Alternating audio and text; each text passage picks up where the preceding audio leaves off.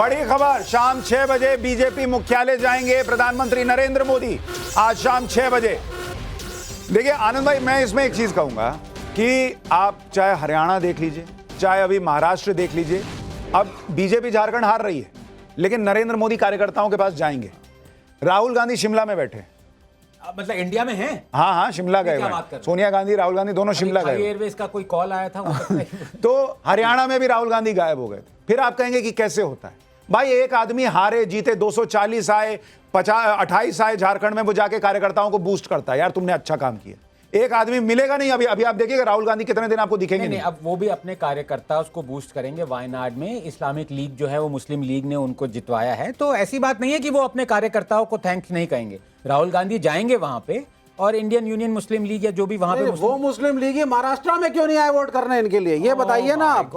अगर मुस्लिम लीगी हैं आपके हिसाब से और कांग्रेस मुस्लिमानों की पार्टी है, कहां है वो वोट? Let's be realistic. आप खुद जानते हैं कि बीजेपी को 2%, 2.5% से ज्यादा मुस्लिम्स ने आज तक वोट नहीं दिया। ये रिजल्ट तो मुझे देख के लग रहा है साहब कि मुस्लिम ने वोट किया, सभी ने वोट कर दिया उन्हीं को। अरे भाई, हिंदुओं ने वोट कर दिया। First pass the post system, यानी कि 53 जो सीटें आई हैं हम लोगों की, ये सिर्फ मुसलमानों के वोट है, बाकी हिंदू वोट सारा उधर चला गया आपके। I give up. मैं इसका ये जैसे वो लगान में था ना मेम साहब, ये मैं नहीं एक्सप्लेन करूं। मैं थक गया हूं विवेक श्रीवास्तव जी के सामने। विवेक भाई, मुझे ऐसा लग रहा है कि जिस तरह के आप तर्क दे रहे हैं, कुछ देर में हम सब के बाल उड़ जाएंगे। तो लग रहा हम है सब संजय झा नजर आने वाले, किसी के बाल। Sanjay has been graceful. देखिए, आई अप्रिशिएट दिस।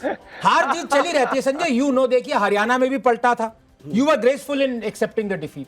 यहाँ पे you are graceful, next defeat also you will be graceful after. देखिए नहीं देखिए, महाराष्ट्र सुनिए, महाराष्ट्र में 11% पॉपुलेशन जो है वो अल्पसंख्यकों का है, या 12% ले लीजिए, नहीं 12%। तो वहां पर ये जो पोलराइजेशन का जो गेम खेला है इन्होंने, भाजपा ने, उसका इनको पूरी तरीके से राजनीतिक लाभ मिला है। This is the bottom line of this election. नहीं, देखिए एक मिनट मैं इसमें जोड़ दूं।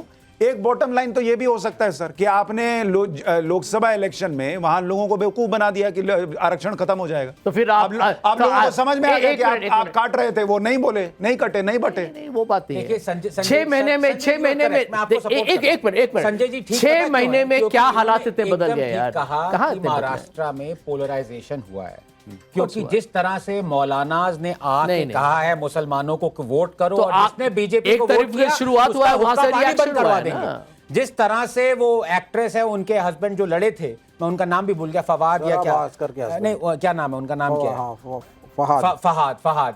वो जाके वो मौलाना के पैर पे गिड़गिड़ाए, और वही मौलाना जो कह रहा है कि मतलब इतनी कॉम्युनली ड्रेंच्ड लैंग्वेज में बात कर रहा है वो। जिस तरह से अबू आजमी जी वो इस्लामिक रेडिकल क्लेरिक से जाके मिले थे, तो संजय इज करेक्ट, पोलराइजेशन हुआ है। नहीं, और वो तो ये तक कह रहे थे कि बीजेपी को वोट देने वाले को मुसलमान रहना ही नहीं चाहिए, हुक्का पानी बंद कराएंगे। प्रशांत जी एक बात बताइए, अभी आप देखिए पिछले आधे घंटे में आप, आनंद रंगनाथन, सब लोग मुसलमान हिंदू की बात कर रहे हैं, और उस राज्य के बारे में नहीं, ये इसी को बोलते हैं नैरेटिव, इसी को बोलते हैं नैरेटिव। ये महाराष्ट्र के बारे में बात कर रहे हैं। सर, वो हमको क्यों करना पड़ा? इनकी वजह से। इस आदमी ने शुरू किया, और ये हम बात कर रहे हैं महाराष्ट्र के बारे में, जो भारत का सबसे प्रगतिशील राज्य है। चलिए मैं एक काम करता हूं सर, आनंद जी, जिसको मानना ईवीएम हैक वो माने, जिसको नहीं मानना वो न माने। अब इस पे हम समय बर्बाद नहीं करते। संजय रावत जी इसमें हम समय बर्बाद नहीं। अडानी जी को फैसिलिटेट करने की वजह से अब उस पे समय बस 5 सेकंड। संजय रावत जी से एग्री कर रहे हैं आप तब भी एग्री करते। उन्होंने कहा था मुस्लिम्स को डिसएनफ्रेंचाइज कर देना चाहिए, एग्री करते? नहीं, वो तो बात, वो पुरानी बात होगी। उसके बाद आगे बहुत कुछ और कह चुके हैं। अच्छा, वो पुरानी बात, उसके बाद आगे और बहुत कुछ कह चुके हैं। उससे आगे बढ़ जाते हैं, छोड़िए उसका कुछ। हंस रहे हैं अपने तर्क। मैं ये कह रहा हूं कि क्या महाराष्ट्र और यूपी ये संदेश दे रहे हैं कि जिस हिंदू के लिए कहा जाता है कि वो जाग नहीं सकता, वो जाग रहा है? और क्या 27 और 29 सेट है बीजेपी के लिए? देखिए 27 में क्या होने वाला है? UP elections. अच्छा, यूपी इलेक्शन। मैंने कहा आप जनरल इलेक्शंस की बात कर रहे हैं। 29 तो देखिए सेट है, उसके बाद 34 भी मुझे सेट लग रहा है जिस तरह से चल रहा है, बिकॉज प्रगति चल रही है। मोदी ही होंगे तब भी, ये भी बोल दो। 34 में भी मोदी, 39 में भी मोदी, 44 में भी मोदी। अच्छा, एक मिनट, केशव प्रसाद मौर्य का एक बयान आया, ऐसा ना हो कि आपके ग्रेट ग्रैंड चिल्ड्रन भी मोदी को वोट करें, इतना वेट करना पड़ जाए। सुना दीजिए केशव प्रसाद मौर्य।